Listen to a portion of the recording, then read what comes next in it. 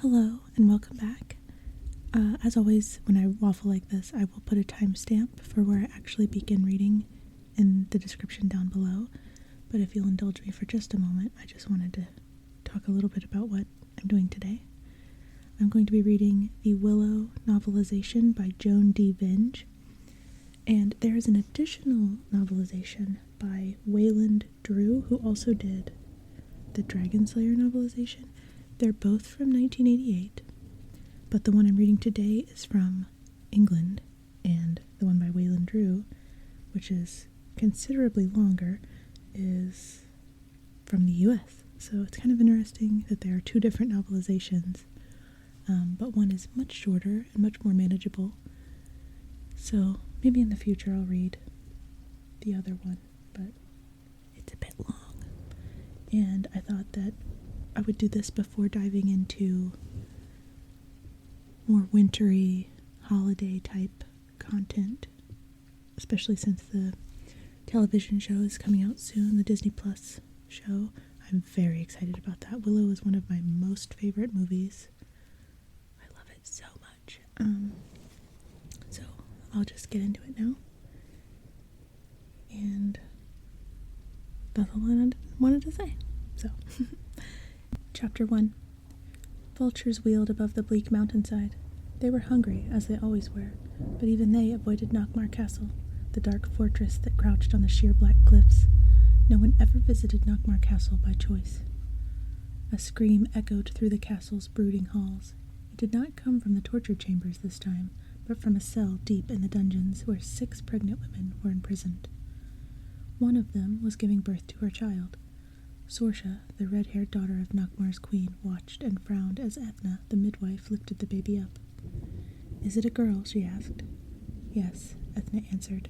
"Show me its arms," Sorsha said. Ethna held out the newborn's tiny arms. On the baby's right arm was a small, oddly shaped mark. "It bears the mark," she murmured. Sorsha peered at the crying baby, then turned away. "The prophecy has come true. I must tell my mother." She hurried out of the cell. Gently and sadly, Ethna wrapped the baby in clean rags and handed her to her mother. The woman clutched the baby and looked up at Ethna desperately. "Ethna, please help me," she whispered.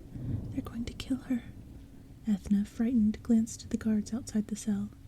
"Queen Bavmorda will kill you if you try to stop her," she said. Bavmorda already ruled the land with cruelty and sorcery. Soon her powers would spread through the entire world. But she had learned of a prophecy, that a special child with a birthmark on its arm would somehow keep her from her goal unless it was destroyed. "Save my baby," the woman begged. "Take her far away, please." Ethna looked into her eyes. This woman was willing to give up her life to save her child, to save their world. How could she herself do any less?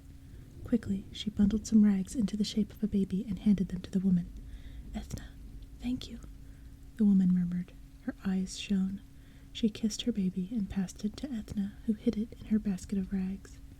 Trembling with fear, Ethna hurried out of the dungeon, cringing as Queen Bavmorda swept by her. Queen Bavmorda entered the cell. "So, you were the one," she said, glancing down at the woman. The young mother raised her head. "You cannot change the prophecy," she said defiantly. "This child will have no power over me," snapped Bavmorda, reaching for the bundle the woman held in her arms. She tore the rags aside, but found nothing in them. "Where is the baby?" she cried. "The midwife," Sorsha exclaimed, looking over her shoulder.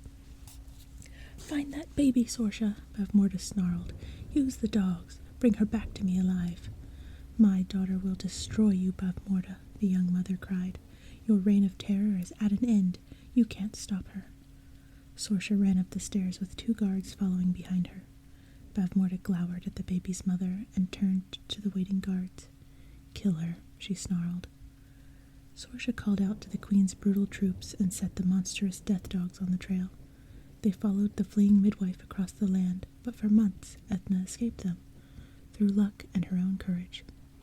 Then, one morning, in a hiding place she had hoped the queen's minions would never find, Ethna woke to hear the hideous baying of the death dogs. Clutching the baby, she ran down to the riverbank, where she tore loose a mat of reeds and made a makeshift boat. She put the baby in it and sent it swirling away downstream. Then she ran across the shallow river, drawing the dogs after her.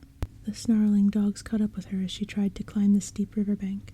She beat at them futilely with a stick, knowing as she fell back that nothing could save her.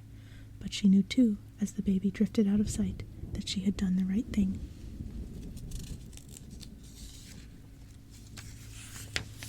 Chapter 2. Laughter filled the air as two very small children played on a quiet riverbank, poking their heads through the reeds in a search for frogs. Randon Ufgood and his little sister Mims stopped suddenly in amazement. There before them was a baby, lying on a makeshift raft. Randon jumped to his feet and ran up the hill, calling, "Dada, Dada!" His sister followed as fast as she could. Up in the field above, their father, Willow Ufgood, halted his enormous plow-hog. Willow was hardly more than a boy himself, for his people married young. He wished he could be down by the stream, too, instead of up here plowing and planting. He reached into his sack for another handful of seeds. "Dada," Randon shouted, "we found something in the river." Willow smiled fondly at his children. "I can't run off and play with you now, Randon. I've got work to do." "But Dada," Randon and Mims chimed together, "you've got to see it. Hurry." The hog glared disapprovingly as Willow gave in. He followed his children down the hill. Willow gaped at the sight that was waiting for him. A baby caught in the weeds. A big baby. Mims was trying to pull its raft to shore. "Mims, back," he ordered. "Don't go near it. We don't know where it's been. It could be diseased." She looked up at him, wide-eyed. "But Dada, it's a baby." "It's not like us," Randon said, realizing suddenly how large it really was. "No," Willow agreed. "It's not a Nelwyn. It's too big. It looks like a daikini baby. Most Nelwyns never grew to more than 3 or 4 feet tall. This infant was half that long already." "What's a daikini?" Randon asked. "Daikinis are giants who live far away," Willow said brusquely. The peace-loving Nelwyns preferred to have nothing to do with the daikinis and their endless wars. The baby smiled at him. "Oh, she's so cute," Mims cooed, reaching out again. "Mims, careful," Willow snapped. "It might bite." He pulled her back. The baby began to cry. "Can't we keep it, Dada?" Randon asked. "Absolutely not," said Willow. "We'll push it downstream and forget we ever saw it." "Ufgood! Willow Ufgood!" Willow leaped up in a panic when he heard the braying voice of Burglekutt, the village prefect. "Shh," he hissed. "It's the prefect. That's all I need. Keep quiet. Don't touch it." He repeated the age-old, useless parental warning as he rushed back up the hill to answer the summons. As he reached the plow, he saw Burglekutt coming across the field, chased by Kaya, Willow's wife. The sight of his wife's long, beautiful hair shining in the sunlight made Willow smile in spite of himself. The smile disappeared as Burglekutt reached him. "Mr. Burglekutt," Kaya cried, "my husband hasn't stolen anything." Burglekutt scooped a handful of seeds out of Willow's sack and waved them furiously. "Ufgood, you still haven't paid your debts to me. Where did you get these seeds?" Willow pushed his hand away. "Maybe I used my magic," he said, daring to be impertinent because Burglekutt had dared to upset his wife. "You're no sorcerer, Ufgood," Burglekutt snarled. "You're a clown. I sell the planting seeds around here. Now tell me where you got these." Willow put his arm around his wife. "My family's been gathering them in the forest since last fall. There's no law against that, Mr. Burglekutt." As he finished speaking, he heard the children laugh down by the river. Kaya stiffened. "Where are the children? Willow, you didn't leave them alone by the river." She pulled away and ran toward the riverbank. Willow nervously watched her go. He looked back when Burglekutt sneered. "Magic. You'll need magic if you expect to get your planting done before the rains start." He flung the seeds at Willow's feet and grabbed him by the collar. "I will have this land, Ufgood," he threatened, "and you will end up working in the mines." He let Willow go, turned away, and walked directly into the side of Willow's hog. The hog grunted indignantly and butted him backward into the mud. Willow retreated with great haste. Down by the river he found Kaya, just as he had feared, with the daikini baby in her arms. "Oh, Willow," Kaya murmured, smiling down at the baby. "Kaya," Willow gasped, "absolutely, under no condition is anyone in this family going to fall in love with that baby." The baby laughed, and everyone fell in love. Kaya carried her away up the bank, with the children trailing after her as if Willow had ceased to exist. "Hey, I will not be ignored!" Willow shouted futilely and followed them across the fields.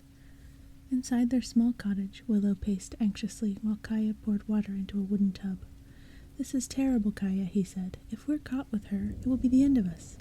What are we going to do?" "We're going to give her a bath," Kaya said calmly. "Now don't be such a ninny goat." She settled the baby into the bathtub, smiling at the infant as she giggled. "Isn't she cute?" Mims danced around them. "Look at her toes." Rannon, trying to pretend he wasn't impressed, poked among his father's magic props, picking up colored feathers and pieces of bright cloth. "Careful with that, Rannon," Willow admonished. "I need it for the festival tomorrow." Kaya washed the baby gently, stopping a moment to look at the odd birthmark on her arm. "Willow, do you think we should take her to the village council?" "No," Willow said aghast. "They'll think it's a bad omen. There'll be a flood or a drought, and they'll blame me for it." He began to pace again, waving his arms. "Ufgood brought around that daikini, didn't he? That's right, and he's a lousy farmer, too. Let's get him." "Willow, calm down," Kaya murmured. Willow was always a worrier, but today he seemed more easily upset than usual. "Calm down, Kaya," he shouted. "Tomorrow's my big day. I'm about to become apprentice to the High Aldwin." So that was what was making him so nervous. Her husband was not only a worrier, he was a dreamer as well. She sighed. "Love," she said patiently, "the High Aldwin hasn't picked a new apprentice in years." "Tomorrow's going to be different," Willow insisted. "He's going to pick me, and this little baby's not going to ruin it." The baby began to cry as Kaya lifted her from the bath and wrapped her in a towel. Kaya held the infant out to Willow. "Hey," he protested, "I don't want her, Kaya." "Hold her while I get some milk." She dropped the howling baby into his arms and turned away. The moment he took the baby, she stopped crying. "She likes you, Dada," Rannon said. Willow squinted at the baby. She smiled. Reluctantly, he smiled back. Chapter 3. Music and celebration filled the flower-strewn streets as the Nelwyn townfolk sang and danced. The spring festival was the high point of their year, and all the people joined in, putting on their best clothes and best entertainments. Miners battled farmers in a tug-of-war while the crowd cheered. Musicians played, craftspeople sold their wares, children laughed and shouted. Burglecut and the 5 other members of the village council sat watching on a high platform, mildly amused. Willow had been preparing all year for this day. Standing on a stage, he did magic trick after magic trick, hoping to win the High Aldwin's approval. He listened and smiled as the sparse audience applauded when he made feathers appear out of nowhere. At last, ready for his grand finale, he called out, "And now, for my final amazing feat, I will make an entire pig disappear." His best friend Migosh, who had always cheered the most, applauded louder as Mims and Rannon dragged a baby pig onto the stage. Willow took it, and it bit his hand. The crowd laughed, and half of them started away, shaking their heads. Migosh covered his face. Determinedly, Willow waved his cloak. "Whoopity, bairn, daroo, daroo," he cried. The pig disappeared. The crowd gasped, and the doubters turned back again. With an indignant squeal, the piglet wriggled out of a hidden pocket in Willow's cloak, dashed through his legs, and leaped off the stage to a loud chorus of booing. Willow gathered up his magic props forlornly, his face red with embarrassment, as the crowd flowed away. Migosh climbed onto the stage, carrying the piglet. "That was excellent, Willow," Migosh said, trying to lift his friend's spirits. "A lot better than last year. You'll need a better pig, that's all." They began to walk through the festival together. As they passed the village council, Burglecut sneered down at Willow. "Don't worry about Burglecut," Migosh said. "Once you're the High Aldwin's apprentice, Burglecut will grovel at your feet." He put an arm around his friend as they wandered on into the crowd. Later in the day, Willow joined the 2 other would-be apprentice magicians as the High Aldwin mounted his platform. "Attention!" a councilman called. "The High Aldwin will now make his choice for a new apprentice. Bring forth the hopefuls." Excitement ran through the crowd as Willow and the other candidates came forward. "Willow Offgood," Burglecut called loudly. "A hopeful? How'd he get picked? Is this a joke?" He howled with laughter, urging his fellow councilmen to join in. The High Aldwin silenced them with a look, then turned to address the 3 hopefuls. "Magic is the bloodstream of the universe," he said. "Forget all you know or think you know. All that you require is your intuition. The power to control the world is in which finger?" He held up 4 fingers.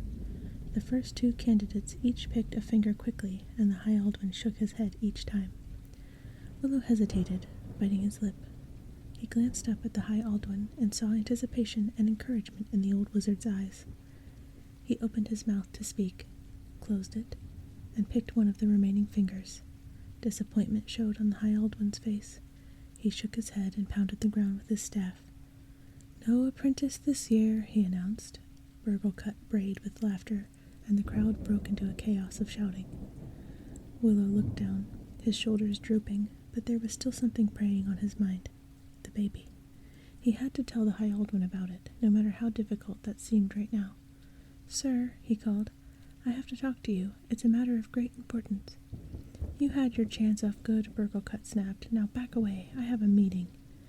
Suddenly, a shriek of terror tore through the festival sounds. Music and laughter stopped everywhere as parents grabbed their children and ran for their lives. A death dog ripped through the village, ransacking huts, dragging out crypts and cradles. It knocked down a garland-covered stand, destroying it, and charged it down the street toward Willow and Rhiannon. "Mims! Mims!" Willow shouted as he realized that his little daughter was nowhere in sight. Then he saw her standing frozen with fear right in the death dog's path. Frantically he ran toward her, snatched her up, and carried her out of its way. A loud war cry stopped the dog in its tracks. Bonkar, the village head warrior, led a crowd of armed miners and farmers down the street. They surrounded the death dog and attacked it with shovels and picks. At last, Bonkar and his two best men drove their spears through the dog's chest. It died with a howl that stood their hair on end. Slowly, the other villagers returned to the square. They looked around, stunned. One man picked up a broken cradle. "It was looking for somebody's baby," he said with a shudder. The villagers gathered around the garland-covered stand, the symbol of the festival and their peaceful way of life.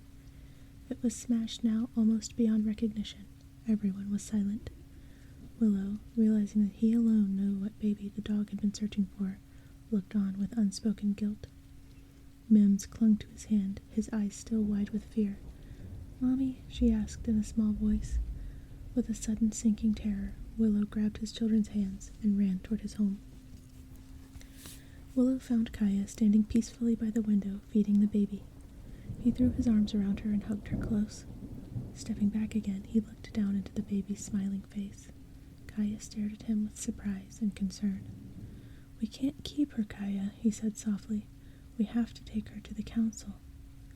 Kaya didn't argue, sensing from his manner that something was terribly wrong. Mims and Rhiannon came in through the door behind him. They all clung together for a long moment, cherishing their precious lives and each other. They could hear the villagers arguing long before they reached the door of the council building. The council sat on a platform at the front of the room, with the High Aldwin in his special seat above them. Burgle-Cut pounded the floor with his stick. "Silence!" he cried. "One beast we can kill, but there may be more, and they won't give up till they've found what they're looking for." Holding the baby, Willow tried to push his way through the jostling crowd. "It's a sign," someone yelled. "There will be a drought or a plague," someone else shouted. "Our village will be destroyed." "Who's to blame for this?" Others began to join in the shouting. "Let's find the culprit and throw him in the pit." Willow stopped as the words registered. He turned around and started back toward the door. But the High Aldwin looked out over the crowd, raised a hand and pointed. "Willow off good," he called. Willow froze. "Come forward." The crowd parted. Willow walked the length of the room and stood before him. Kaya and the children followed part way, stopping next to Migosh. "Earlier today you tried to tell me something, Willow," the High Aldwin said. Willow bowed his head. "My children found this baby in the river, High Aldwin." The crowd began to stir. The High Aldwin silenced them with a gesture. He placed his hand on the baby's head. "A Daikini child," he murmured. "I feel—" "That's what the beasts want," Burgle-Cut shouted. "Let's give it to them." The people in the crowd muttered again, most of them agreeing. "But they'll kill her," Willow protested. "You can't." "It isn't one of us," Burgle-Cut cried, whipping up the crowd's anger. The High Aldwin ignored their shouting. He seemed to be in a trance as he stood over the child. "Yes," he said, "this child is special." He opened his eyes. The room fell silent, waiting for his decision. "This child must be taken beyond the boundaries of our village, all the way across the great river to the Daikini crossroads." A chill ran through the crowd. Their cries were filled with panic now. "Who will do that?" someone demanded. "It seems only fair that the man to take this baby to the crossroads be the very man who plucked it out of the river," Burglekutt shouted. "I nominate Willow Ufgood." He pointed at Willow. The crowd yelled wildly. "No, wait, I can't go," Willow protested. "I haven't put my crop in yet." The High Aldwin studied the crowd. He stepped forward, rattling something in his cupped hands. "I will consult the bones," he called. He scattered a handful of small animal bones across the floor between himself and Willow. As he leaned over, seeming to study them, he whispered to Willow, "The bones tell me nothing, but I must make a decision. Do you have any love for this child?" Willow stared at the High Aldwin in stunned disbelief. Then he looked down at the baby, into her innocent eyes that gazed up at him with such trust. "Yes," he whispered. "Yes, I do." The High Aldwin straightened up and called out, "The bones have spoken," he gestured. "Willow, the security of this village depends on you." Willow nodded numbly. "Praise the bones," Burglekutt cheered. The crowd cheered with him. "But you will need help," the High Aldwin said. "The outer world is a dangerous and corrupt place, and this baby is hunted by bloodthirsty beasts. Now I ask all of you, who has the courage to protect our brave fellow on his journey?" Vonkar elbowed his way forward, accompanied by 2 strong warriors. "I'll go," he said. "Vonkar! Vonkar!" the crowd shouted. "Not Vonkar!" Burglekutt protested. "He's the best warrior in the village. What if the beasts return? We need him here." "He must stay. Vonkar must stay," the crowd echoed. Vonkar and his men stepped back again. "What are you thinking of?" Kaya cried, appalled. "Willow can't go alone." The villagers around her glanced at one another guiltily, but no one volunteered. At last, Migosh stepped forward. "I'll go with him." "Good," Burglekutt said, delighted to be rid of his 2 least favorite people. "Excellent choice. Praise the bones." The High Aldwin glanced at Burglekutt, annoyed. "Now all this expedition needs is a leader," he said, "and according to the bones, that leader is you, Burglekutt." The grin vanished from Burglekutt's face. He bent down, frowning at the bones. He looked up at the High Aldwin, who nodded solemnly. Burglekutt gazed out over the crowd. "Vonkar!" he shouted. The next morning, Willow, Migosh, and Burglekutt gathered with Vonkar and 2 of his warriors by the looming druid stones on Sacred Hill. Somberly, they packed up their supplies and said goodbye to their families. Kaya, her long golden hair covered with a kerchief, cradled the baby for the last time. Willow looked out over the distant fog-shrouded forests. Mims clung to his hand. "Are you scared, Dada?" she asked. "No," Willow said, as nonchalantly as he could. "Even with fairies in the woodland that'll put you to sleep for 100 years?" Randon asked, impressed. "Doesn't bother me," Willow murmured. "Brownies?" Randon said. "Dragons?" Mims echoed. "Trolls?" Randon exclaimed. "Trolls that'll skin you alive and take your face and—" "Randon!" Willow yelled. He took a deep breath. "You know I hate trolls." "I can be your guard," Randon cried eagerly. "I could carry your spear." "Me too," Mims squeaked. "Me too." Willow smiled, hugging his children close. "What a lucky father I am. I wish I could take you Bobbins with me." He leaned down and whispered, "Take good care of your mother, and don't let her worry about me. I'll be fine." He kissed each of them and straightened up again. Migosh's doting mother was still fussing over him. Willow stood silently as Kaya put the baby into the pack he wore. "We've never been apart," Kaya said. "I miss you already." "Don't worry, Kaya," said Willow, trying to reassure himself as well. "I'll be back before you know it." Kaya kissed the baby and looked into her husband's eyes. "Remember to keep her warm. Here, this will bring you luck." She pressed something into his hand, a braid of her hair. "You cut your hair?" Willow said, incredulous, looking at her scarf-covered head. "Her beautiful hair." He kissed her with love and gratitude. "Good, brave people," the High Aldwin called. "The outer world is no place for a Nelwyn. Give the baby to the first Daikini you see, then hurry home." The small band of travelers stood together as the High Aldwin took up a stone and chanted, "Tuatha, Luathak, Tuatha." He flung the rock into the air. Before their startled eyes, it changed into a bird. "Go in the direction the bird is flying," he cried. The travelers watched in confusion as the bird circled in the air and flew back toward the village. "It's going back to the village," Burglekutt said. The High Aldwin scratched his head. "Ignore the bird," he said irritably. "Follow the river." "All right, men," Burglekutt said, clapping his hands. "Move out," Wonkar ordered, ignoring Burglekutt. As the others started down the hill, the High Aldwin caught Willow's shoulder and drew him aside. "What's your problem, son?" he whispered. "How do you mean?" Willow asked, puzzled. The High Aldwin looked impatient. "When I held up my fingers, what was your first impulse?" Willow looked at his feet, embarrassed. "It was stupid," he mumbled. The High Aldwin gave him a shake. "Just tell me." "To choose my own finger," Willow said. The High Aldwin nodded, satisfied. "You lack faith in yourself, Willow," he said gently. He pulled out a small flask of mead. "Drink?" "No," Willow shook his head, still trying to believe that his instinct had actually been right. The High Aldwin took a quick swig and put the flask away. "More than anyone in this village," he said, "you have the potential to be a great sorcerer." Willow stared at him, even more surprised. "When you get out there, listen to your own heart. You must learn to trust your intuition. Now here, these will protect you." He dropped 3 small objects into Willow's hand. "Acorns?" Willow asked dubiously. "They're magical," the High Aldwin said, growing impatient again. "Anything you hurl them at will turn to stone." "Off good!" Burglekutt bellowed from halfway down the hill. "Hurry up, you lazy lout!" "I'd love to throw one at Burglekutt," Willow murmured. "I know how you feel," the High Aldwin said, "but if you use sorcery for evil, you will become evil. You have much to learn, young Lovegood." He patted Willow's shoulder, smiling in farewell. Willow smiled back and started after the others. "Willow!" Kaya called.